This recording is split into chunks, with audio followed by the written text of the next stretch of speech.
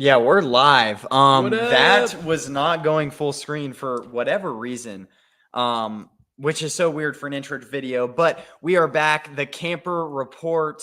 It's been a while since I've done a podcast with my brother, so thank you for coming on. Yeah, absolutely. It's been a while. I mean, I haven't really streamed much consistently, but today we're talking NFL as the season gets kicked off. We're what I'd say it's August 13th today. So the season is about a little less than a month away.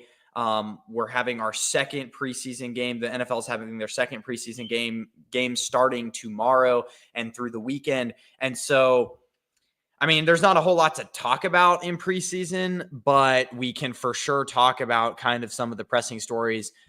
And we're finally getting some NFL news. Obviously, James Cook getting his extension.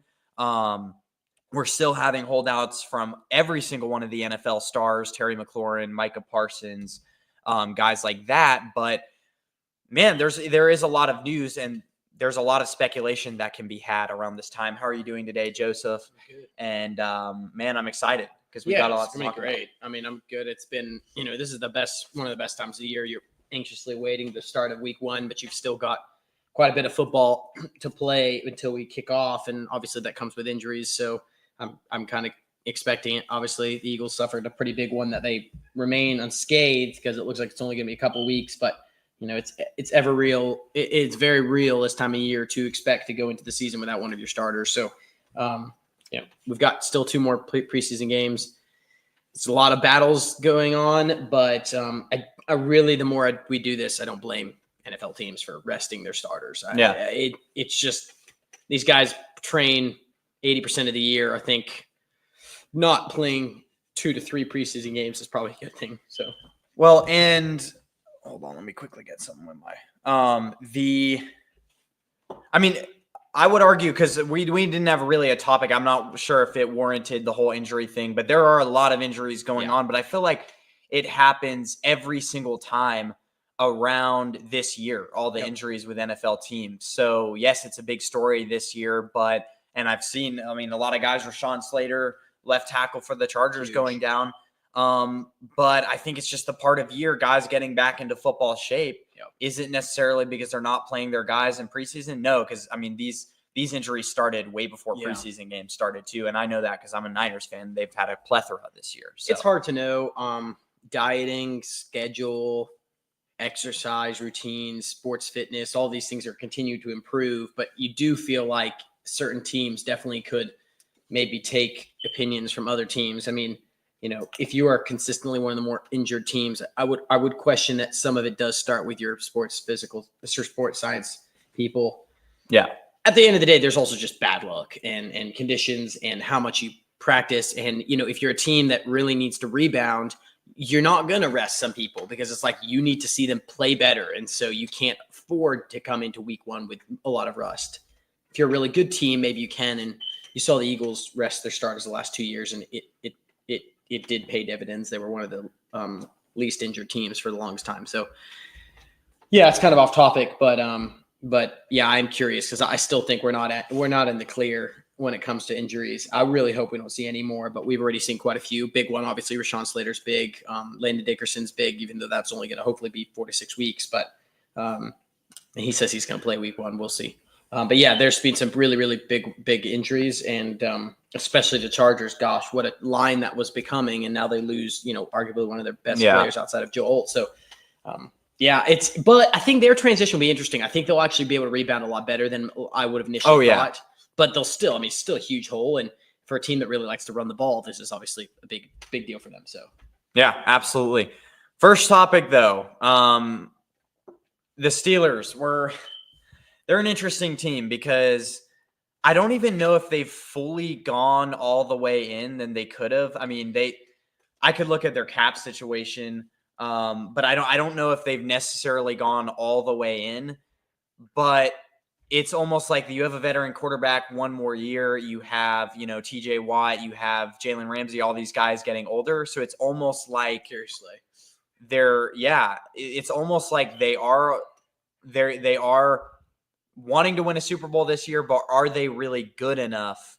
and to be a contender. Is this Tomlin's last year? Because, I mean, if he was the one pounding the table for Rodgers and it's knowing it's going to be his last year, what future at quarterback do they have after they didn't even go out and draft one? So they're going to have to draft one next year. But how high of a pick, if they make the playoffs, are they really going to have to go get a top quarterback? So what's their game plan here? Do the Steelers have a pipe dream about what this team could be with Rodgers? What realistically would be a successful season for the Steelers? Would it be Super Bowl, knowing that they also have 3 other teams, Chiefs, Bills, and Ravens, who at this time I would pick over them to go to the Super Bowl? So this is a tough one, because I think it also predicates on whether Arch Manning, yes, I know everyone's talking about him. There are other good quarterbacks that are going to be declaring next year, but like, this affects everything. If one of the best quarterbacks in the draft this upcoming year doesn't declare, all of a sudden you're dealing with a situation where you've got multiple teams now. That number 1 overall pick becomes even more valuable. So if you have 3 to 4 really good starters, that number 1 overall pick might be valuable for the best player, but you might be able to get a decent starter, 5th, 6th overall, maybe 7th. So, I mean, to me, the answer is no. It's such an odd situation. If you're a Super Bowl contender, you don't trade away one of your best receivers. Now, I understand this. They bring in DK Metcalf. DK Metcalf and George Pickens kind of both clash. I was still intrigued to see them both take the field, even though they both play very similar styles.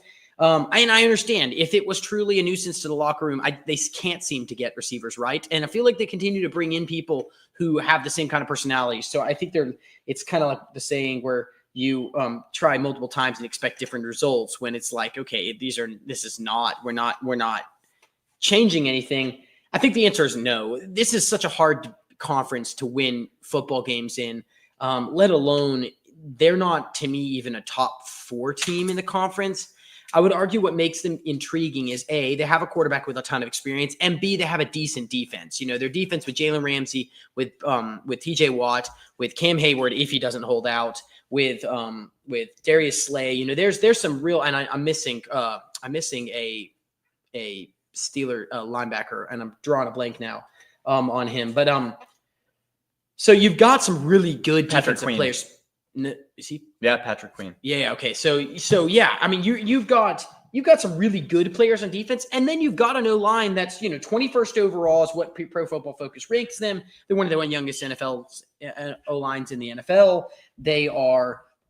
What I looked up is, I didn't realize this. They have 3 starters entering year 2, which is huge. And then I did not realize how high ranked their center Zach Frazier was. He is already ranked top 5 in all centers last year. So their O-line is better than than you would probably immediately think. I mean, that's on paper, it's better. Doesn't mean it's going to produce.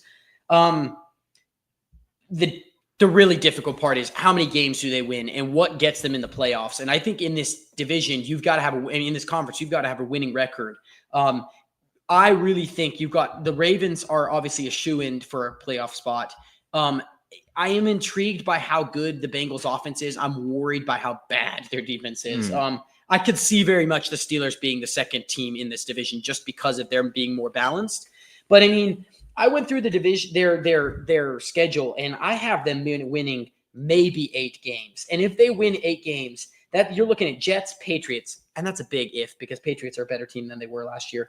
But Jets, Patriots, Browns, Colts, Bears, Dolphins, Browns, and then Bengals. So if they, assuming they win one of their games against the Bengals, that's an 8-9 team. The only way for them to finish with a better than 8-9 record is maybe, in my view, if they win like the Ravens, or maybe they beat the Bengals twice. I just can't see them winning more than 9 games this year. And I thought 8 was a stretch. And to me, that maybe gets you into the playoffs with an 8-9 record. I think it's realistic. But does it get you far? No, it probably gets you 7th or 6th overall seed, maybe.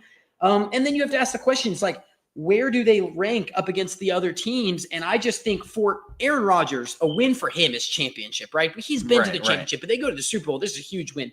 But if you are a realistic fan, and I understand that the Rodgers situation was so odd with how late he signed with the team, to me, a win is a 1 playoff game win for them. 2 years ago, they were in the playoffs. They lost first round. I just can't see this team winning more than 1 playoff game. And I think that is a major stretch. I really do. Now, I could be wrong because if the Chargers are not as good as one would believe, weirdly enough, I really think if the Raiders can turn some things around, they could end up winning a few more games. It's just interesting for the Steelers. If they win 9 games, I think they get a playoff seed, but I just can't see them winning more than that. I could list some teams. You think I could quickly do that? We could play this game where you'd say better or worse than these teams. So let's go down. Okay, obviously Chiefs worse, Bills worse, clearly, Ravens worse, Denver Broncos. We're going to talk about them, I hope, later on in the show. But the Denver Broncos are a sleeper. I mean, they're going to have the best defense in the league with the additions of Dre Greenlaw. You have Talanoa Funga. You already have the Defensive Player of the Year, Patrick Surtain, Nick Bonito. Just an elite defense and an offense that is emerging. Who's to say that they won't be a major breakout team? Yeah, so I'm going to say worse than the Broncos. Definitely. Texans, I'd say almost. I mean, the Texans, if they can stay healthy. And because the Texans have such a bad division that I realistically could see the division, the Texans winning 5 of 6 divisional games. I'm just being honest. I think they'll win both games I think they very well could win both games against the Titans and both games against the Colts and maybe split the game with the Jags. And so if you win 5 games, 5 of 6, I mean, if we're trying to beat this 8 or 9 game threshold, like to me, Texans are probably winning more than 9 games. Well, and then it's like, okay, you're looking at offensive weapons. How stacked is this team really? You were saying DK Metcalf, but after him, it's Calvin Austin the third. Yeah, who hasn't really done much, and then Robert Woods. So and then at running back, you've got Kelvin, Jalen Warren, Caleb Johnson. Excuse me. I mean, they both are intriguing. I'm intrigued by Johnson, but. Yeah, I mean, I think you go down the list of AFC teams, and I really think if they're ranking out of the top 7, that's which 4 right there. We just ranked. Well, I mean, if you rank the Texans ahead of them, that's 5. 5 right there, so that's 6, and then maybe Bengal. I mean, the tough part is the way the Bengals is. Their defense is so bad. I think they're going to have to. I could see the Steelers winning more than the Bengals this year, winning more games, but.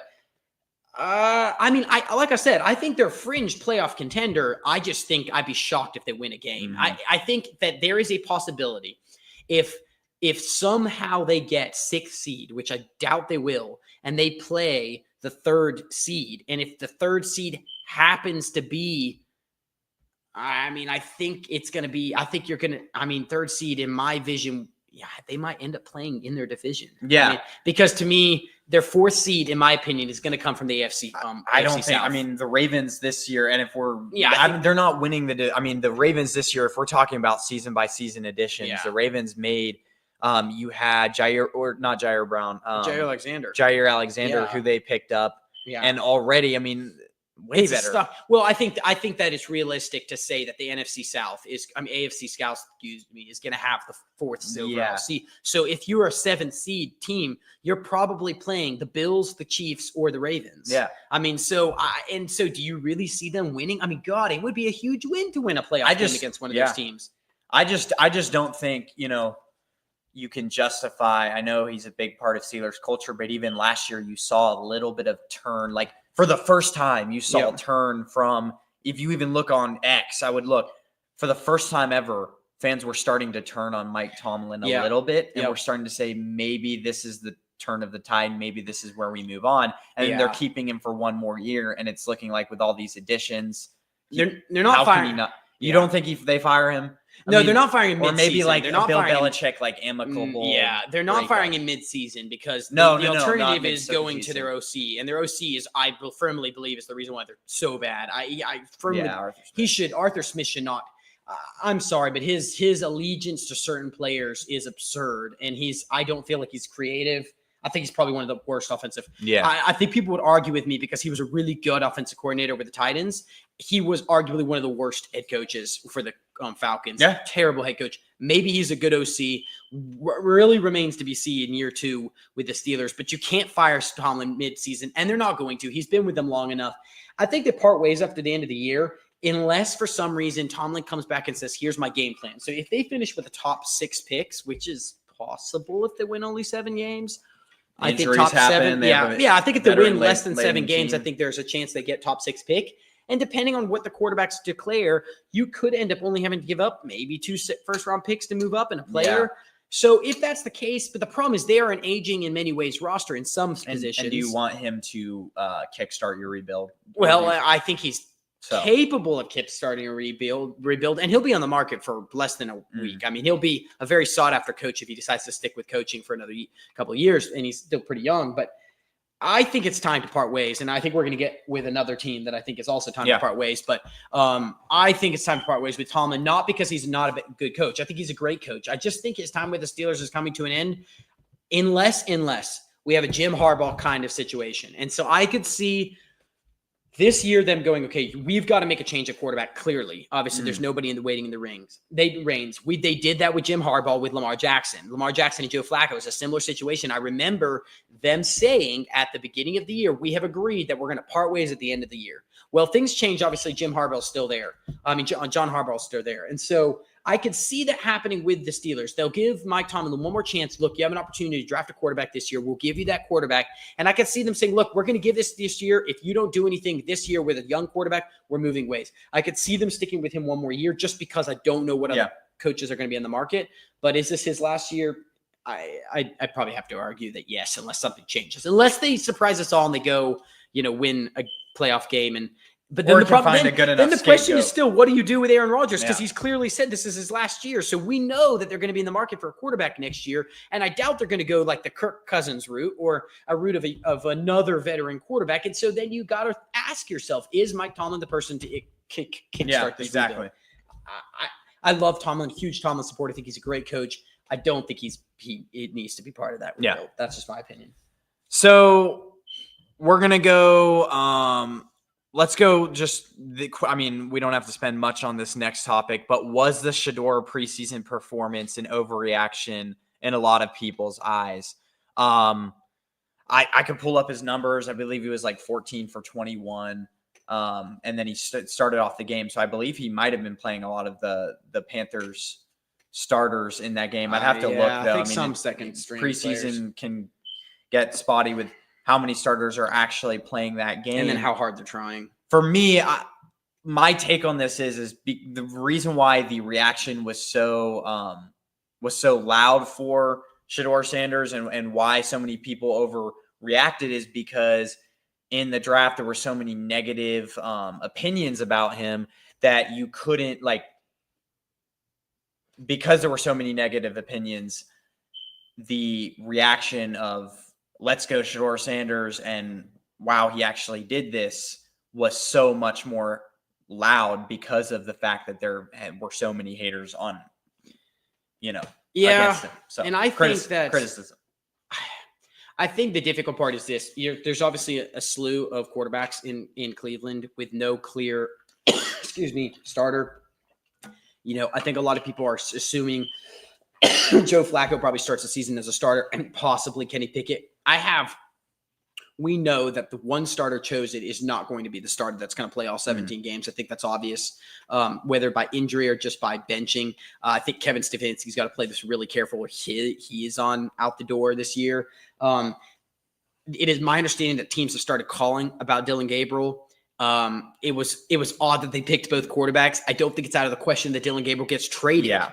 I think if there's a team that's just not confident in their second string quarterback or third, and you can offer a 4th round pick for Dylan Gabriel, I mean, if typical Browns fashion, I really doubt you're going to get a 3rd round pick for Dylan Gabriel. Why would you? So I could see a team packaging a player, and I could see kind of Trey Lance situation. Yeah, kind of. Similar situation where it's like, okay, why did they draft him? But I think no one expected Shedeur to be there, and so no one would have criticized the Browns if they would have drafted Shedeur with a 3rd round pick. Yep. It's just odd that they decided to wait until after Dylan Gabriel, but I don't think it's an overreaction. I think Shedeur Sanders has an opportunity to be a really good quarterback in the NFL. I think he landed in a draft with his, in my opinion, a very bad quarterback class. Cam Ward and Jackson Dart. I thought Jackson Dart went too high.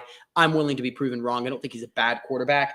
But my opinion with that is Shador came in and it was like, okay, you're not Cam Ward, who I also didn't think, I think he's positive. I think he's got the tangibles to be a good quarterback. Again, I don't think he's the flashy pick. And I think number one overall, it was understandable why Titans went with him. But when I look at this team, I look at Shador and I say, okay, there's one of two things that's going to happen here.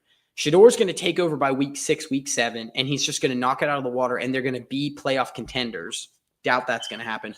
Or he takes over and he still does pretty well, and Stefanski gets an opportunity to work with him next season as is he your guy.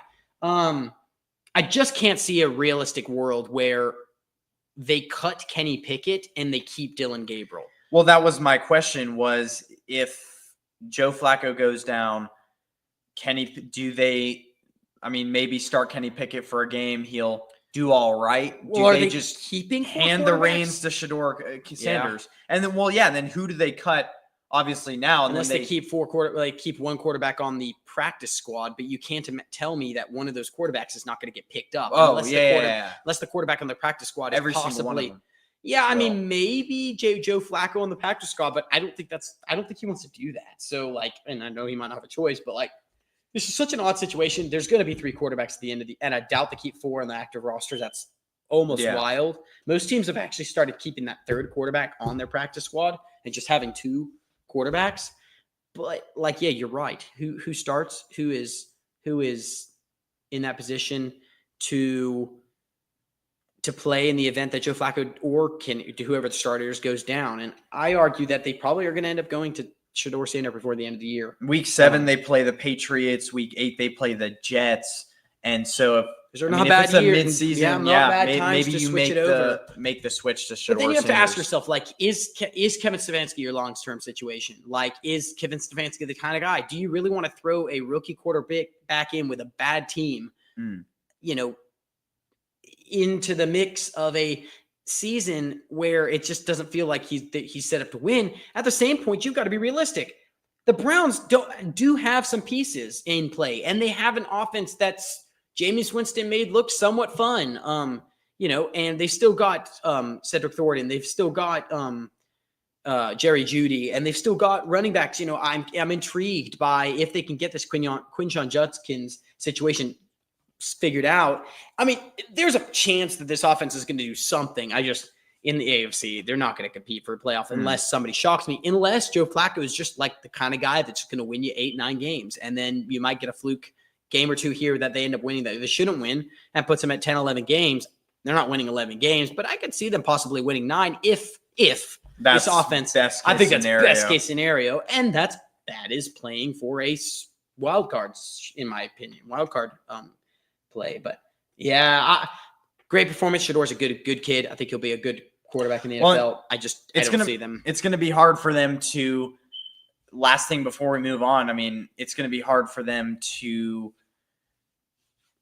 if he continues to play the way he did against the Panthers. There was a play, red zone, rolling out. His mechanics are as advertised. Usually you see as guys go from the transition to college, NFL, they kind of panic a little bit. Their mechanics get sloppy and pressure. But his mechanics are as advertised. That was one strength of his, but they're better than I thought. There was a play against the Panthers. He's rolling out to his left. I saw that. He flips his body, resets his feet. He has been taught the QB position the right way, obviously, by his dad, whatever. But he's delivering on a lot of the strengths he had. Yep. And it's making – I never thought his arm strength was that good. And after one game, we'll have to see really how good his strengths and weaknesses are. But, man, the mechanics were as advertised. Yeah, and I think – there's only going downhill for him when it comes to, he walked in as kind of expectations were high. Then the draft happened and it kind of lowered expectations. I think that might have been why teams were afraid to get him, because they didn't want to try to be oh, you're Deion Sanders, similar to the LaMelo, Langelo Ball effect. It's the father. And in this way, there's a big difference between the Ball family's father and the, obviously Deion Sanders is a GOAT, but and yes, I just said that painfully about an ex-Cowboys player, but yeah, I just think that it was hard to walk in his father's footsteps, and I think a lot of teams might have been scared away from just the polarization and the view that they were going to get from the public if they picked him. I hope he succeeds in Cleveland, because I think it's it's an unfortunate situation that he landed in a team that just can't seem to find their way right now. So we'll see what happens. I'll be curious to see how he plays out. Terry McLaurin, Micah Parsons, Trey Hendrickson, all guys still waiting for an extension. All still looking for extension. Which one of these guys gets paid first? Why is it a recurring theme for teams to drag this out during contract negotiations every single year? There seems like some big name player. For me, I think it's going to be, I'd say Terry McLaurin, because if you're looking at contenders, and I mean, I made this video and did a stream about this a few weeks ago. I just don't see how a contender like the Commanders, who after Terry McLaurin has Noah Brown and Luke McCaffrey and then Deebo Samuel as their next three receivers. As a Super Bowl contender, competing with the Eagles, trying to win the NFC, why in the world? I just don't know why they're dragging it out, because a lot of times, I mean, they might be nailing out like specific details of the contract. That's usually how it goes, how front loaded it is, when are the guarantees, how many outs do they have in the contract? Because I mean, Brock Purdy's contract, like if you look at really the 49ers contracts are the only ones I really follow closely of. If you look at the way that's structured, I mean, gosh, this is detailed. And there's a lot that goes into that. But if you're the Commanders, you get this done within the next few weeks, I'd hope. And then, the Cowboys are going to be a dumpster fire always. Although, the Browns, like they did with Myles Garrett, I just don't know how you let this guy out of the door, even though that with the Dak, CD, and Micah Parsons contract, if he signs, a projected $40 million, they're going to have over half their cap space taken up. So, and same with the Hendrickson contract, and they're going to be even worse. I honestly think, even though I think Hendrickson is probably the one to go out of these three guys, big names that are holding out, just because of the cap situation that the Bengals have put themselves in. I also think that they're not going to be able to find a trade partner. So, I mean, I agree with you. Starting with Terry, I think he is also my most likely person to sign an extension with. He was chatting it up with the GM Peters. So I think that, there's a likely they're still working behind something behind closed doors. The difficulty is that if you're the Commanders, I can't see them signing him to more than a 3-year deal. I don't think McLaurin's camp is going to accept anything less than a 3-year deal, like a 2-year deal. Yeah. So if you sign a 3-year deal, I was looking at their contract, it would have to be backloaded. They've not got great cap space the next year and a half. So they'd have to sign something where if it was guaranteed money, it could be backloaded to the back of the contract, which I think he wouldn't be opposed to accepting. I think the risk is when you have a backloaded contract is you get approached by your team saying, hey, could we sign you to another extension and kick this guaranteed money even more down the road. So I think it's McLaurin. You're an idiot if you are the Commanders and you move forward with not having him as your receiver. You putting a lot of faith in Deebo Samuel, which is possible, but outside of Deebo, there's not a lot of good receivers. And if this is the next 2 years are your real years where you want to win a lot, with the addition of Von Miller, I feel like that was clear. They another addition to that defense. He is an obvious signing. I just can't see him getting paid, top 6 receiver money. And I think he wants that. And this is the issue is the teams that wait the longest end up paying for it if their player ends up signing it. I mean, a good example is Philly, and I'll use them as an example because I think they're the poster child for how you sign receivers. When they signed AJ Brown at the time, he was the highest paid receiver because this was before the Jefferson contract, before the Chase contracts. He was the highest paid receiver. And I thought, oh man, that's high. Then they sign Devontae at the same time. I looked now as the top ranked contracts. AJ is now 6th and Devontae is 12th.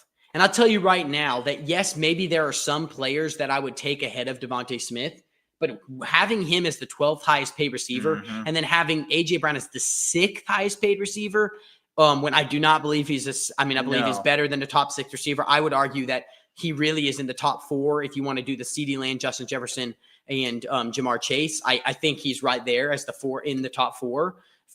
So he's definitely being paid less than what his contract says, even though it's a lot. But there you go. There's 2 players they signed early on. They made the point to do it. If you're the Cowboys, I agree. This is a tough situation. It's like you can't let Micah Parsons out the door, and I don't think they will. I really do think he gets signed to a contract. I think he'll meet them a little bit, be a little more team friendly, but I know he's not going to give him a hometown discount. The Hendrickson's the weird one. It's like, okay, does he hold out into the season? Do they fine him? How does that work? How does it look? They need him. Their defense is so bad. Yes, they finally got their first round pick Stewart to sign a contract. That was a whole deal. Yeah. But having them both play would at least give your D-line some fear. Now their defense is so bad that Tanner McKee and the Eagles' second string was playing against the first string defense, and they scored and they made them look like fools. Yeah. That's a problem when you've got a backup quarterback and all second string players playing against a first tier defense, and they're able to move down the field at will. Like, big problems there. But then you're thinking long term, do they just sign him to, will he accept a 3-year deal? Because can they sign him to a 3-year deal? They've got so much caps tied up. They might have to sign him to a 5-year deal and spread that money out. Well, that's the thing. But do you sign him to a smaller deal just so that you can move off of him quicker? Trade him. Yeah, I mean, at some point, because it's like it's like Chase, and then you've got T. Higgins getting paid what, $28 million a year, and then Burrow, it's like and then with Hendrickson, if you added that on top, you're spending. But their defense is so bad. 55. You're spending with Hendrickson on top of that like $140 million per year, and that's over half. Yeah, that's so nuts. I think you. Do you just take your lumps? Obviously, I think you sign him. You take your medicine, and I think you sign him. And the reason why I say this, their defense is so bad. I mean, their defense is so bad that if you don't have some kind of D-line, I mean, the question is this: do you want Joe Burrow to have to score 35 points? There was a stat that came up a couple of weeks ago that I saw, and it was like the Bengals are the only team to average, I believe, is 35 points and have a losing record. And then it was like talking about how statistically hard it is to score that many points and still lose games. And it's like, yes, only the Bengals can do it because their defense has historically been neglected. Mm-hmm. At least the last 5-6 years it has. And because of that, Joe Burrow is having to score 35 points to give his team a shot. I mean, that's nuts to me. So Commanders game last year, what was that game that they played against the Commanders? It was like 52-45 or something like that. Yeah. And so they've got a good running back in Chase Brown. They've got a phenomenal duo at receiver, maybe arguably one of the best duos at receiver. Their O-line is not good, but if you want any chance of winning playoff games, you're going to have to sign. I think you're going to have to take your medicine. You're going to have to sign Hendrickson and hope that this Stewart and Hendrickson duo gets you some pressures, and maybe that makes your secondary look better. And the cap space obviously will go up. The contracts will get cheaper. You probably restructure some deals. Correct. I think they will. I think they'll even restructure. I just don't get why teams go this deep into the season, and then you're putting yourself in a hole. It's like, even with Parsons, it's like, okay, yes, he's worth a lot of picks, but who trades for Parson at this point of the year? Same with Hendrickson, same with McLaurin. It's like the Commanders, realistically, you want a player returning, like the Commanders want a receiver returning for McLaurin. And the thing is and all of these guys, you realistically, because it's so late in the year, you can't just, okay, we're going to get a first round pick, we're going to draft a guy in a month. But since it's so late in the year, you have to go the entire season without your star player. It's like, so you need a player back. That player realistically needs to be okay, especially with McLaurin. It's like the Commanders are in such a hole with, if they don't have him, who are their receivers, so they need a receiver back. It's a mess with all three of these teams. Yeah, so, I think the Commanders have the clearest path forward. I think Jerry loves to yank people's chain. I think they're going to sign Micah Parsons. I think I'm going to disagree with how much they pay him, even though he is arguably the best defender in the NFL. I argue that his value to the team is more than TJ Watt and Myles Garrett. Now, I'm not saying he's a better pass rusher, because I think as a whole, Myles Garrett is probably a better pass rusher. But because he's such an ace on the field, he's so valuable to this team. They've got a priority signing him. I think they will. I really do. I genuinely think that we're going to see a report come out that says the Cowboys sign Micah Parsons in the next 3 weeks. I think that. If they don't, we're risking big problems here defensively. I just think they're not the same. So moving on to one of our final topics, predicting the finish in the NFC East. Who rivals the Eagles to go to the Super Bowl?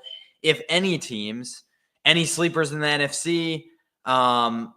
that could break out. I'm going to say one, and maybe you agree with me, and this is probably pretty obvious, but if Penix takes a step forward, he was a top 15 performing, top 12 performing quarterback last year at the end of the season. Falcons with the weapons, Drake London, improved offensive line, Bijan Robinson, Darryl Mooney, Kyle Pitts, if he can, return to rookie year form. That's a good offense. And an offense that improved obviously after Kirk Cousins and looks to be clicking with Penix and another year with him as the starting quarterback. I don't know how, but do they rival the Buccaneers in the NFC South? They make a playoff push. Could be. I don't know if really any team really has. I mean, I know the Eagles lost a lot in free agency, but I don't think any team really rivals them except maybe the Commanders. Yeah. And potentially the Rams, but now with Matthew Stafford and that back injury, who knows if he even stays healthy and re-aggravates. A spine injury. We'll get into that later. It's a spine injury that can be re-aggravated quickly, and back injuries are never good for NFL players. So no, I agree with you. I think the Eagles, they filled some of the holes more than people will admit. I think they definitely did a good job of filling some of those departures. They have a wicked schedule this year. So, it's going to be tough for them to win the kind of games they won last year, which is definitely going to put pressure on them. I think the obvious rival is going to be the Rams because of the fact that if Matthew Stafford's healthy, this team has a really young, good defense. And then their offense has only improved with the addition, in my opinion, of Devontae Adams. I think Devontae Adams and Puka Nacua with Kyron Williams as their trio, it's just unfair at this point. It's really, really good. And they've got a really good quarterback. I think Tampa's actually the sleeper here. Tampa has Jalen Hurts' number. They beat them, in 23. The Eagles did. They beat the Bucks and then proceeded to lose in 23 in the playoffs against the Bucks. And then last year was that kickstart. That last game kickstarted their run to the playoffs. And people asked me, I was like, the best thing that possibly the Commanders ever did was beat the Bucks in the playoffs, because I didn't want to face them as an Eagles fan. I think because the 49ers schedule is so easy, I think if they return healthy and their offense gets clicking, and I know this is going to be an offense without Brandon Ayuk, but if their offense is clicking, I think that this team, because of how easy their schedule is, the depth is a problem. But I think if I'm going to pick one dark horse, because I think the Rams are too obvious because of how good they are, I think it has to be Tampa.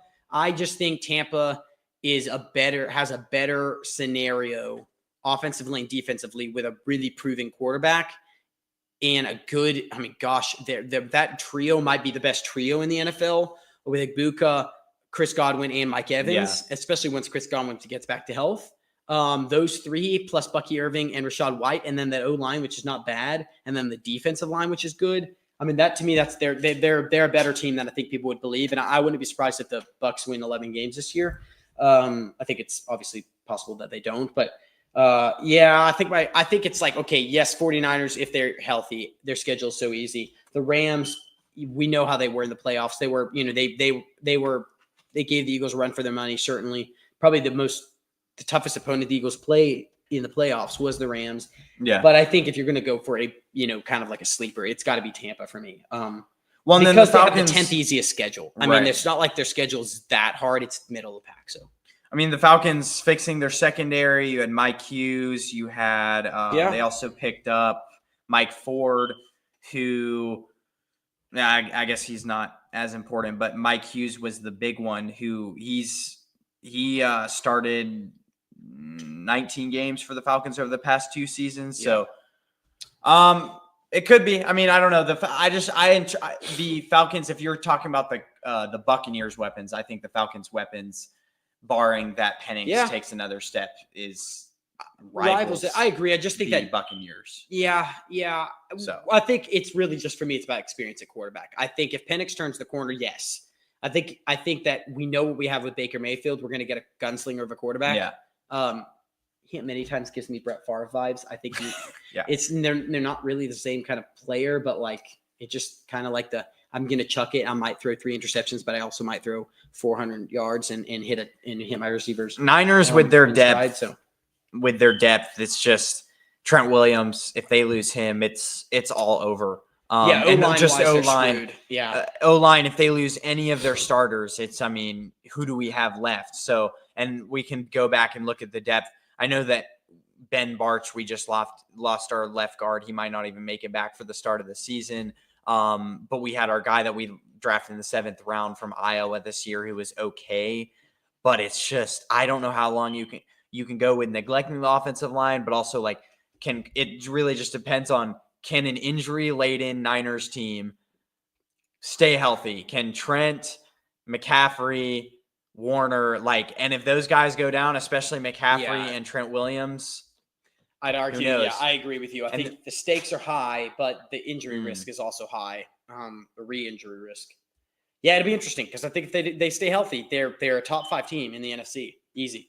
If they don't stay healthy, they very well. Because we're not even going to be starting the season with our starting strong safety either. Malik Mustafa. Yeah. Now we've got we drafted Marquis Siegel, who apparently is looking really good in camp, but it's just, and then our 1st round pick, Michael Williams, already injured and has basically missed all of camp. Might not even stuff. So I don't know. The Niners are a wild card for sure because we do have a big time. A big time question mark and an easy schedule. Big question mark, yeah. But let's move on to the AFC. What are the stakes for the Ravens and Bills if one of those teams doesn't go over the hump this next year? Emerging AFC teams to rival the reign of power between those 3 teams. Because you can argue it's been those 3 teams for the longest of times. Yeah, go ahead.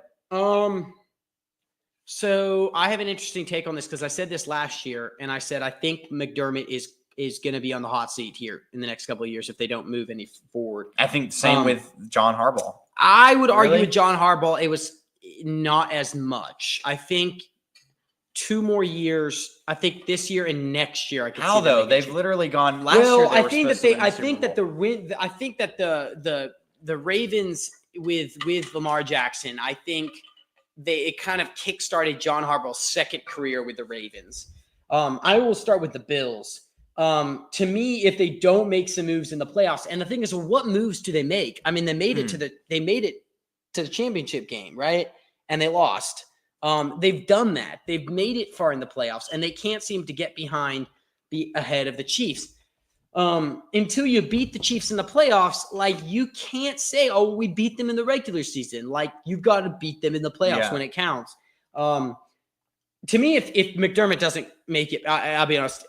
If they don't make it in the Super Bowl, I think you start having to ask questions. Going, okay, where is the problem? It's not Josh Allen, and Josh Allen is clearly a building point. You don't have a great wide receiver core. Your defense is good.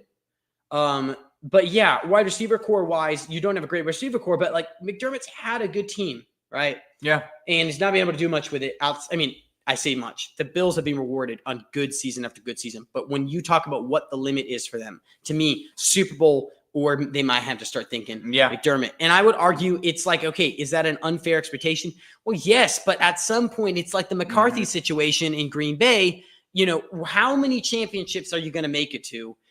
I'd say the same thing with Mike with Green Bay's current coach. And I'm drawing a blank on it. But I would argue with Mike LaFleur. I would argue it's the same thing there. It's how many championship games are you going to make? Mm-hmm. Now, of course, he's a change at quarterback, so I think LaFleur gets a pass. But before you start asking, what is the next step? What is the next step ahead of this? And I think the Ravens have to be the team to beat this year. What they've done offensively and defensively over the last year to strengthen their roster over the offseason, to me, if they don't make it to the AFC Championship and Super Bowl, you have to start asking, where are the problems here? What is Kansas City doing? Lamar, playoff performances, obviously. It's a big thing. The problem with both the Bills and the Ravens, and I looked, is their cap space over the next 2 years is not good. And so unless they restructure contracts, their teams are going to stay relatively the same or regress. And I will say, as a sleeper, you had talked about the reign of the Chiefs, the Ravens, and the Bills, and I am intrigued. Not this year because I think it's too soon, but I am intrigued by the Patriots. I really like the Vrabel coaching hire. I think they're going to figure out their receiver situation. I don't think Stephon Diggs is their long-term situation. I, however, do think that if they can get Drake May unlocked into his potential, which I think is possible. The offensive line this year. They did, they've got some better weapons. Douglas and the wide receiver that they drafted. They also have some good weapons on defense. I think I think they overpaid for Williams, the Eagles' defensive lineman, but I think he's still a really good defensive lineman. I mean, I would say give it 2 or 3 years. If Vrabel turns it around, I think cornerstone cornerback in Christian Gonzalez.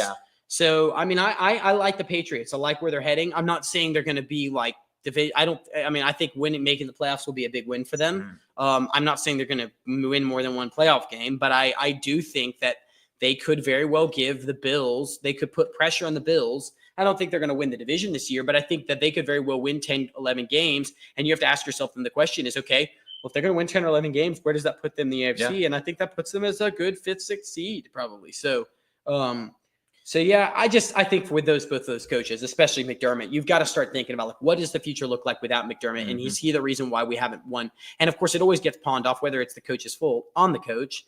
McDermott's going to have an answer. I just think that it's been too long. They've given him a lot of patience, albeit he's gone through some years where they didn't have great teams. But you've got a mainstay at quarterback, and that quarterback's not getting any younger. He's in his prime. Take advantage of it. Get a young coach. I know for a fact that, and know people are going to scream at me for saying this, but if the Commanders have another really good year, you can't tell me that their offensive coordinator, who was the Cardinals head coach, what's his name now? Forgetting names all over the place, but you can't tell me that Cliff Kingsbury wouldn't consider a coaching job to be able to coach one of the best quarterbacks in the NFL. Like, these are the kind of offensive minds you're looking for. McDermott's a defensive mind. Their defense has always been pretty good. But what is going to get them over that hump? And maybe they're not going to be searching for a quarterback in the draft. Yeah. And so what's the next step then? You've got a lot of good receivers coming over the next 2 years. I would argue they're going to have to go receiver next year, and it might come at the expense of Chiefs' offensive line is concerning. When you have Jalen Moore, who I know personally, second string. He was Trent Williams' backup for a few years, and every time he touched the field, Trent Williams was injured. I feared for Brock Purdy's life. So, and they have him as their starting left tackle. Yeah. So, and then they obviously got they lost their starting, was it center or guard to, I did a video on this the other day, to the Bears. Who was it? They traded their starting guard, all-pro guard, to the Bears for a 5th-round pick. Tooney. Tooney lost him. I don't think they even replaced him, really. I haven't seen who they are. So I haven't followed them that much. Concerning. They could be a team where they're kind of going cheaper on the offensive line, which is we take the Bengals as an excuse. That is never a good sign. So I think they're gonna have a little bit of a drop off. I think this year, if it is the Ravens' year, if it hasn't ever been. Yeah, I agree with that. They've made all the moves. They have everyone in place. I mean, I feel like I've been saying it's the Ravens' year for the last 2 years. I really think this year, though. I really do. I think you can't give them a pass this year. Defense wins championships. Denver Broncos, Eagles last year. They made moves to get their defense even better this year. And if you have a super elite defense, you literally can score 20 points per game. And their offense doesn't even have to be that good. But the thing is their offense is going to be good this year. They got the guy from the Jaguars, the tight end, Ingram. No, Broncos have Ingram. Yeah, the Broncos got. Oh, you're saying the Broncos. Ingram. Oh, you're talking about the Broncos being. Yeah. I mean, with the defense that they have, their offense has to be average, and they're going to be a top 5 AFC team. I fully agree. And as far as they are probably the most likely to usurp the Chiefs this year. The Broncos. I agree with that. Ingram, their offense is still good. They drafted RJ Harvey. They got Ingram. Their offensive line is solid. Their defense is elite. Bo Nix takes another step forward. I know that hearing out of the 49ers when they had their joint practices last week, I mean, the Broncos were kicking the 49ers Yeah. butt. And so it's like, and with a good coach like Sean Payton knows how to transform the offense, the team, it's like, I don't see how with another year of Bo Nix, they were already a playoff team last year. I don't see how they don't take a huge step forward. Yeah, I think that's a good point. I mean, I think So- they're probably of those three teams, they're probably the biggest threat to usurp those three teams. I think that's a fair point. I really think the Broncos could be very special. I think Bo Nix was so underrated coming to I think Bo Nix is so underrated coming into the season last year because people didn't really expect him. He was kind of like the guy that no one really thought about. And it's like, no, my gosh, no, Bo Nix is going to be the guy.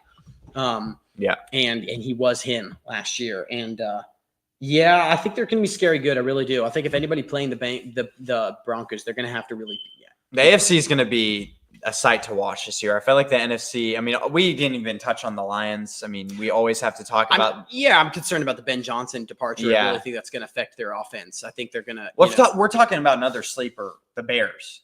Now, a lot of it depends on whether, and we didn't even bring this up on the NFC because I honestly kind of forgot about him, but if it really just depends on Caleb Williams' development, how good of a pocket passer can he really become, because a lot of expectations there.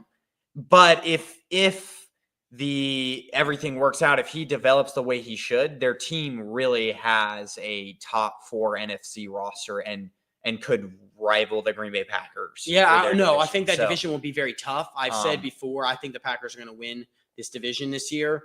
I think it's going to be the Packers, the Lions, and the Bears. I still think the Bears are going to finish third. I think that they're going to improve. Don't get me wrong, but I think that this experiment with Ben Johnson is going to need to go more than 1 year. And we know it is.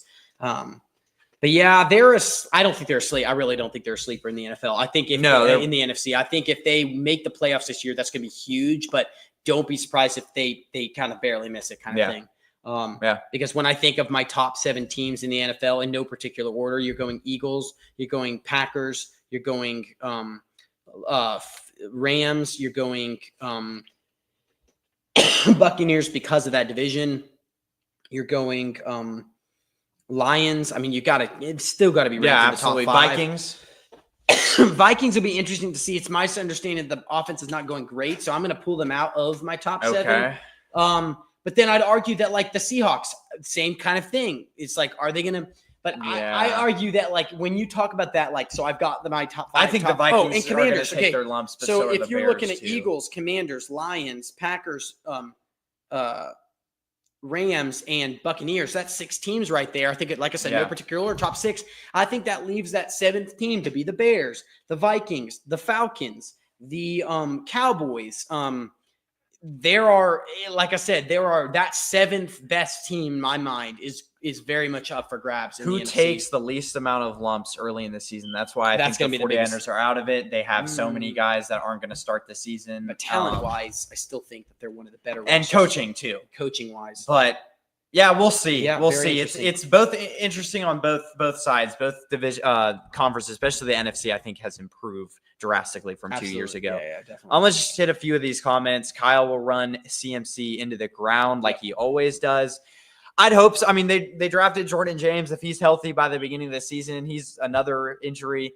And Isaac Guerrero. I mean, if he can somehow, hopefully he's had an entire season entire offseason to kind of scheme up an offense that doesn't do that. But without Brandon Ayuk, I mean, you've got to ask yourself, like, George Kittle. Yeah, it's the George Kittle show. Ricky Pearsall, if he stays healthy. I mean, I argue Christian McCaffrey's still going to get over carries. Oh, yeah. I don't think he's going to run him into the ground because I really think Kyle is teetering on like needing to keep his job. So I think with all the money cuts and players they let go. If he's smart, he'll play this one out and he'll protect McCaffrey to an extent. But also, if McCaffrey gets 200 plus carries, is he going to get hurt? I mean, he's going to need to have that money in order for them to be a good team. But you have to ask yourself the question is like, how many carries until McCaffrey gets hurt? And I think that's a tough one. Yeah.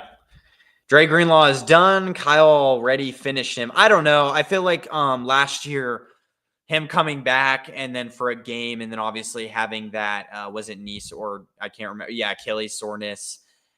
Well, I'm still reserving judgment on him just because another year removed. Yeah, from that's that a tough injury to come Achilles, back from. and also, I mean, it was like what 9-10 months after his Achilles injury, or 9 months after his Achilles injury. No, 10 months after his Achilles injury, he returns to play, Which is pretty impressive. Yeah. And another year, I mean, he's always a guy who's going to play with a ton of heart, and so I think he was super underrated the Super Bowl year. Either way, he was wickedly underrated. And so even at his worst, he's still an average to a good linebacker. He was very good in his Super Bowl year.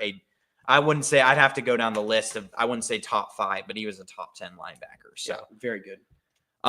Yeah, that's all the topics. Yeah. This was a fun podcast, awesome. Fun show. Guys, I'll be clipping all of these, or a lot of the clips. So if you guys want to go afterwards and watch some of the short form, otherwise give us a like, give me a subscribe. I'll be trying to keep this more consistent as I go into school. Just we're gonna have to do this again sometime. It's always a pleasure having you on. Yeah. Not just you can talk about football for almost a lot longer than I can, and it's always a good time. You're twice as busy than I am. So I mean, we've got an interesting season coming up. I think there's a lot of questions that remain to be answered, and it's always been a pleasure hopping on here. And I know we've both got busy schedules, but we'll definitely have to link up and do this. Yes, again. Absolutely. I think these questions brought out a lot of serious overarching questions that the NFL will ultimately answer in the next coming months. And really quickly, 30-second Super Bowl prediction. Man, mine were so bad. I'm going to say, what were yours? Mine last year, I think, was Lions, which wasn't, I mean, to be fair. I feel like we did this last year, right? And we should go back and look. I know we need to. I think mines were Lions Chiefs. I think it's what I had it. And, it was not. Lions Chiefs. Lions were a big disappointment. I think I had the Lions. Well, I don't think they were a big disappointment. I think the Commanders were, that was a shocking went in there. game. It was a big shock. I mean, otherwise, I think they would have played the Eagles. So, yeah. For me, I'm going to say, I don't see a reason why the Eagles get beaten in the end. They probably, I mean, very rarely does a team repeat. Very rare. But do I see another team that's like overarching? Like the Eagles were way more dominant than any other team in the NFC, let alone the NFL last year. So I'm going to say Eagles go back, and I'm going to say for the AFC, it's a Ravens AFC. And I think that's what people wanted last year, right? So I think, I'm going to go Eagles. I'm going to go on a whim and say Philly is going to repeat. I don't think that's a controversial topic. I think Philly repeats, and I think they play the Bills. I think this is the year that Josh Allen. I think it's a good year to take advantage of the Chiefs. And I'll be honest with you. My one kryptonite and my biggest rub with Lamar is great quarterback, great individual. I am not convinced that he can go all the way in the playoffs. I think he's shown it. He has proven my opinion right. Unless he proves me wrong, I think the Bills have a better chance because I still think the Bills have a very good team. Even though I think the Ravens have the best team in the AFC, might have one of the best rosters in the NFL. Period. I'm going Eagles, Bills, and if it's not the Eagles, I really think the Rams could repeat. What I think is encouraging, I don't know how if Saquon has an injury this year, how flexible is their offense without him? Because that could decide a lot. It exposes whether or not there's a big, and this is a whole nother conversation for another day, but really quickly, I think there's a lot of unjustified hate and downing on Jalen Hurts. And I think if he were to go down with an injury, this offense has to become more passing friendly because your AJ Dillon and Will Shipley are not going to carry the load. Like they'll certainly run the ball, but they're not. There's no one behind Saquon, understandably so, that could just fill in his roles. Yeah, no one like a Garendo that could fill into CMC's role relatively easy. So I think it goes back to then, can Hurts then be the quarterback that people think he can't? And I think he can be that quarterback. I just think you rely on your strength. Your strength is your O-line, and your running back. Take advantage of that. Hit your receivers when they're open because you're stacking the box a lot more to stop Saquon. But that's kind of tangenting off to a whole different subject. But yeah, I think Eagles and Bills for me. Well, absolutely, guys. Have a good rest of your night. Philly gonna repeat. I hope not. But I'd say that. Let's go. I don't see a reason. These Super Bowl predictions at the beginning of the season are always so hard because terribly hard. Give me And 4 weeks into the season. so and many- I feel a bit differently. about Yeah, this. yeah, probably. Anyways, guys, have a good rest of your night. I'll maybe be back later on this week. Otherwise, I'll be posting clips of this show See you later. later on. You guys have a good night.